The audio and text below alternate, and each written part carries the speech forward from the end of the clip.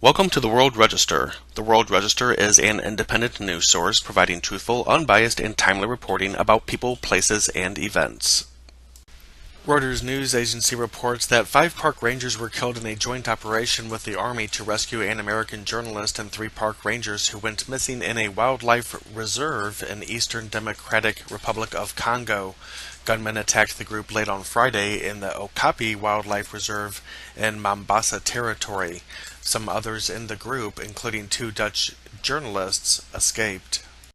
Mombasa Administrator Alfred Bangwalanga said security forces and park rangers had launched a rescue operation that located the missing members of the group. It was not immediately clear how the rangers were killed.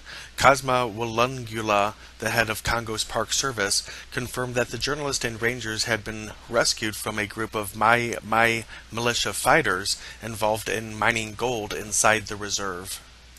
The Washington Times reports today that a secession referendum vote by northern Iraq's semi-autonomous Kurdish region is illegal in terms of the country's constitution, a top Iraqi diplomat said Sunday. Iraqi ambassador to Iran Raja Sabir Aboud al-Musavi told Iranian state-run news outlet Mir News that the planned independence referendum vote, called by the Kurdistan Regional Government, or KRG, and slated for September, has put the Kurdish region's capital of Erbil on a full road of danger. Mr. al-Musavi added, quote, "The Iraqi constitution, which 10 years ago spoke to Iraqis and aroused the satisfaction of all, including the Kurds and the Arabs, guarantees the unity of Iraq, and everyone should abide by this law.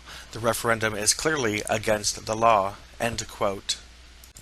Officials in Kurdistan and their representatives in Washington say the Kurds' massive contribution to the fight against Islamic State in Iraq has placed the semi-autonomous region in perfect political position to push for independence. Government leaders in Erbil pushed for the vote, in part as a way to persuade Baghdad to provide much-needed services and supplies to the northern Iraqi territory, as outlined in the Constitution. Tons of food, fuel, medical supplies, and other material from the central government promised under the Constitution have yet to make it across KRG borders. As reported by RT, Turkish President Recep Tayyip Erdogan vowed to chop off the heads of traitors during a speech in Istanbul, commemorating the victims of last year's botched coup attempt and celebrating the government's victory. Addressing tens of thousands of people in Istanbul on Saturday, President Erdogan said, quote, "First of all, we will chop off the heads of those traitors," end quote. He went on to say, quote, "I spoke to the Prime Minister and, when they appear in court, let's make them appear in uniform suits, like in Guantanamo," end quote. According to the report, more than 240 people were killed and over 2,000 injured in the failed coup attempt in summer 2016. Following the failed coup, Turkish officials launched a massive crackdown on alleged coup supporters, as well as opposition figures and journalists. Over 50,000 people were arrested and more than 150,000 civil servants, police officers, and soldiers were dismissed.